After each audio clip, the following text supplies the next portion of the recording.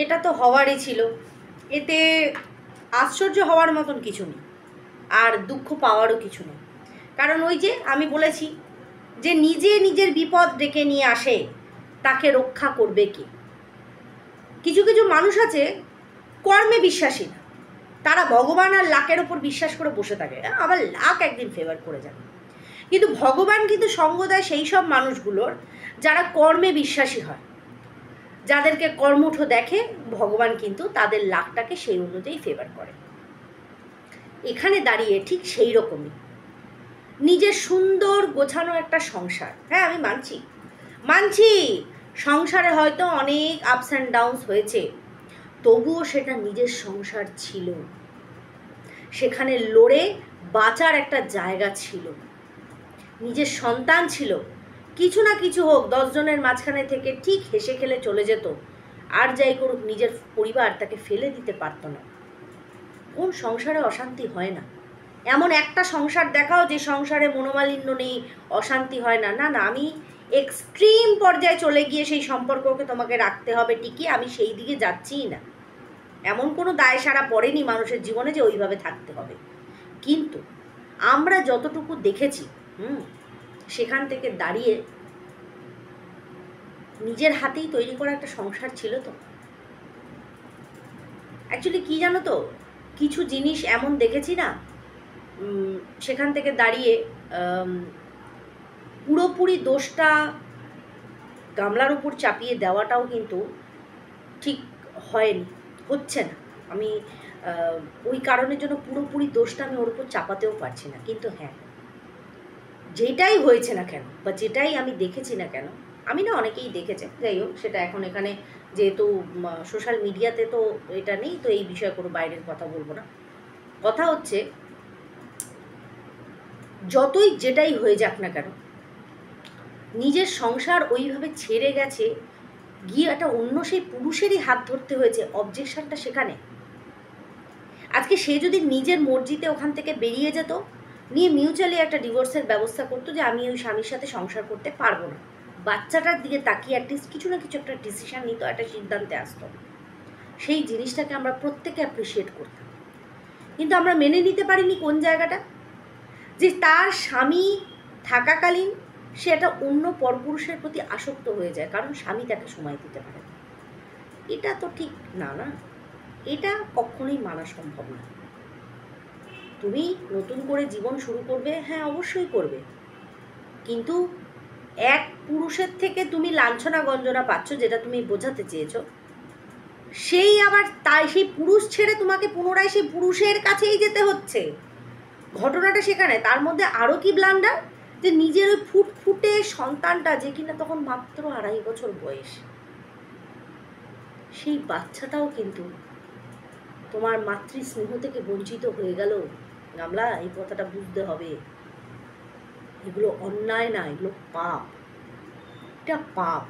তো সেই পাপের খেসারত কিছু না কিছুভাবে তো দিতে লাগেই, তাই না? দিতে লাগে।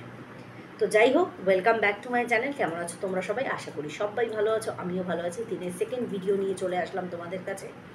সকালে ভিডিওটা করার পরেই আমি কাঁথার ভিডিওটা দেখেছি, তো ওর মুখ চোখ দেখে আমার ঠিক টাইটেল দেখে বুঝলাম যে কার নজর পড়বে।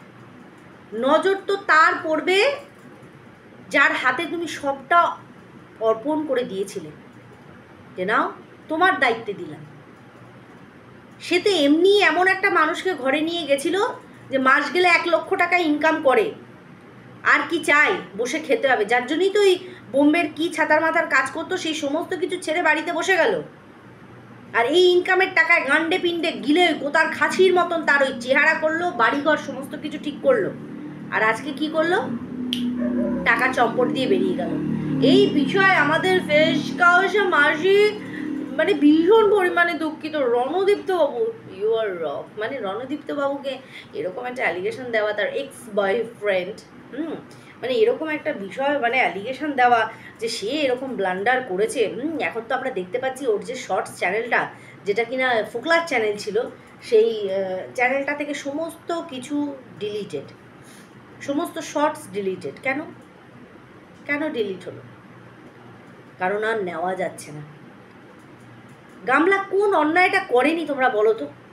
বেরিয়ে আসার পর আমি মানছি তোমার স্বামীর ওপরে রাগ ছিল, টুকটাক শাশুড়ির ওপরেও রাগ ছিল, কিন্তু যাদের তার সাথে তুমি সংসার করেছো এইটুকু তো বুঝেছো যে তোমার শাশুড়ি চরিত্রহীনা না, কিন্তু তারপরে গিয়েও কিন্তু তোমার শাশুড়িকে চরিত্রহীনা বানানো হয়েছিল। সেখানে তুমি সম্মতি প্রদান করেছিলে, কোথাও কোনো অবজেকশান জানাওনি যে বয়স্ক মানুষগুলোকে বলো না তোমার শ্বশুরমশাইয়ের নামে এত বড় অ্যালিগেশন দেওয়া হলো যে সে কিনা স্তনপান করানোর সময় তোমার দিকে তাকিয়ে থাকে। সেই কথাতেও তুমি কোনো রকম মানে লাইন টেনে দাওনি কারোর মুখে যে এই রকম কথাবার্তা বলবেন না দয়া করে। আমি মানছি অশান্তি হয়েছে, ঝামেলা হয়েছে, তার মানে তাদের চরিত্র এরকম না। সেটা না করে তাদেরকে আরো বাড়াবা দিয়েছো যে না যেটা বলছে তারা ঠিক বলছে, খুব ঠিক বলছে। হ্যাঁ, শাশুড়ির প্রতি ওর বরাবরেরই একটা রাগ, কারণ স্বামী বেশিরভাগ সময়টাই মা মা মা মা, একটু মা নেওয়াটা তো তো মা মা মা মা বেশি করে। তো দেখবে মামাস বয় যারা হয় না তারা আবার একটুখানি ভালো স্বামী কোনো সময় হয়ে উঠতে পারে না। এটা ফ্যাক্ট, এটা ফ্যাক্ট। এটা আমি না একটা বাড়ির বউয়ের দোষ দেবো, না আমি বাড়ির গার্জেনের দোষ দেবো। এখানে দোষটা আমি দেবো সেই পুরুষটার। তাকে একটা পরিষ্কার লাইন বেঁধে নিতে হবে যে স্ত্রীর সম্পর্ক সেটা একটা আলাদা, মায়ের সম্পর্ক সেটা একটা আলাদা। দুটো সম্পর্ককে গুলিয়ে ফেলে একটা সম্পর্কের জন্য আরেকটা সম্পর্ককে আমি প্রায়োরিটি কম দেব, এটা ঠিক না। আমরা মা বাবারা অনেক কারণে অনেক কিছু আমরা ত্যাগ করে দিই যে চলো ঠিক আছে আমাদের জন্য অশান্তি হচ্ছে, থাক বাবা তোরা তোদের মতন ভালো থাক ভাই, আমাদের জীবন তো শেষের গণ্ডিতে এসে দাঁড়িয়ে আছে। মা বাবারা এটা মনে করি, কিন্তু অ্যাজ এ বাড়ির ছেলে হিসাবে বা একজনের স্বামী হিসাবে তোমার কি দায়িত্ব ছিল? এটা বাচ্চার বাবার কথা আমি বলছি, যে স্ত্রীর যতটুকু মর্যাদা তাকে ততটুকু দেওয়া, তারপরে গিয়ে মা বাবার প্রতি যতটুকু কর্তব্য করা সেটা করা, দুটো সম্পর্ককে না মিলিয়ে বা গুলিয়ে ফেলা, যেটা কিন্তু করা হয়েছে। যার জন্যই কিন্তু আজকে এই পরিস্থিতি, যার জন্য অনেক বাড়িতে এই সমস্যা দেখা যায়। তুমি তো মাম্মাস বয়, কথাটাই উঠবে না, বা তুই তো বউয়ের আঁচলের তলায় ঢুকে থাকি, সেই কথাটাই উঠবে না। আমি জানি অনেক সার্কামস্ট্যান্সেস থাকে যার জন্য অনেক রকম সমস্যা হয়ে যায়, তারপরে দাঁড়িয়েও সমস্যা তো হবেই। জিন্দেগি হে ভাই, মুশকিল তো আয়েগি।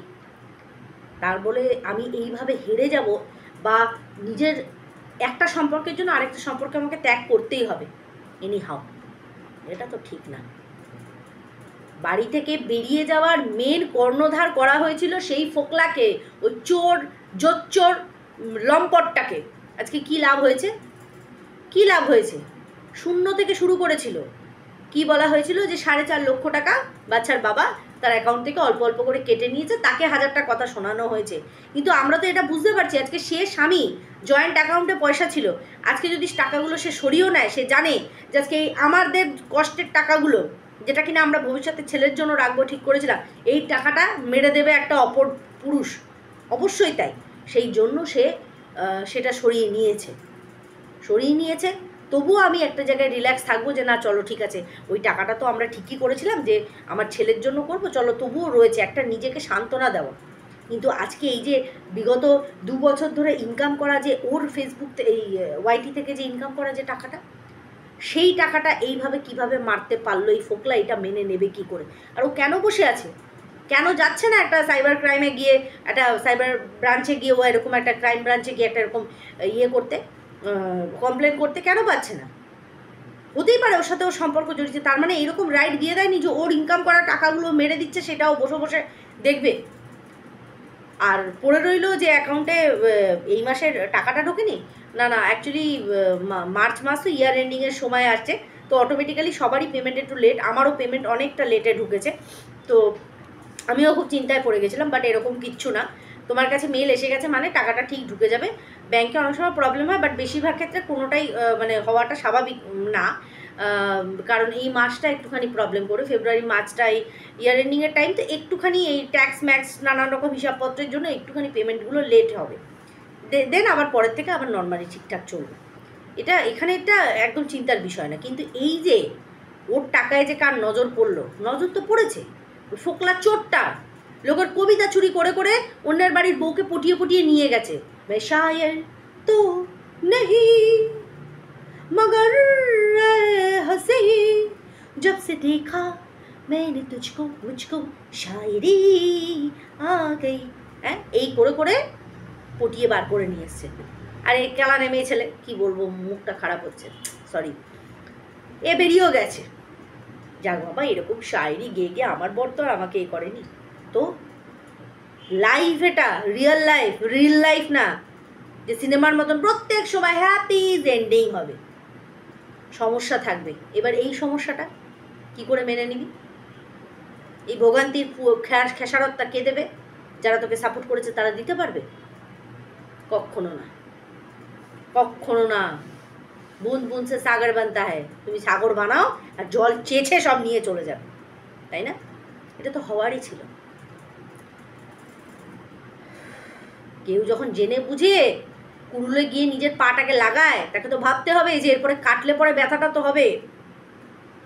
আজকে যদি সংসারের মধ্যেই থাকতো, লড়তো, বাঁচতো, ওর সংসার ছিল। দেখো, শ্বশুর শাশুড়ি মা বাবা কারোরই সারাটা জীবন থাকে না, আমরাও থাকবো না সারাটা জীবন। সেই জীবনের গণ্ডিটা তাদেরই বয়ে নিয়ে চলতে হবে। আমাদের নেক্সট জেনারেশন আবার নতুন করে শুরু করবে, তারা ভালো থাকবে, আমরা তো সেখানে সন্তুষ্ট থাকবো।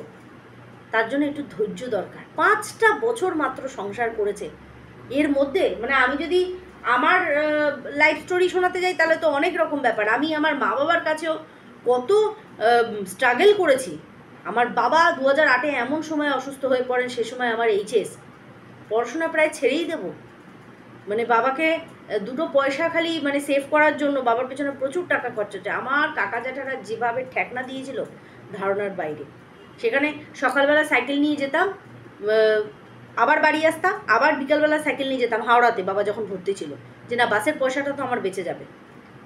তখন আমি সাইকেল নিয়ে এরকম আপস ডাউন করতাম। তারপরে বিয়ের পরে ওই যে অল্প বয়সে বিয়ে হলে যা হয়, স্বামীর সাথে কত সময় কত জায়গায় মতের অমিল হয়েছে, কত জায়গায় কত মিসআন্ডারস্ট্যান্ডিং হয়েছে। স্টিল আমি এখানে 12 বছরের সম্পর্ক 13 বছরে পা দিলাম।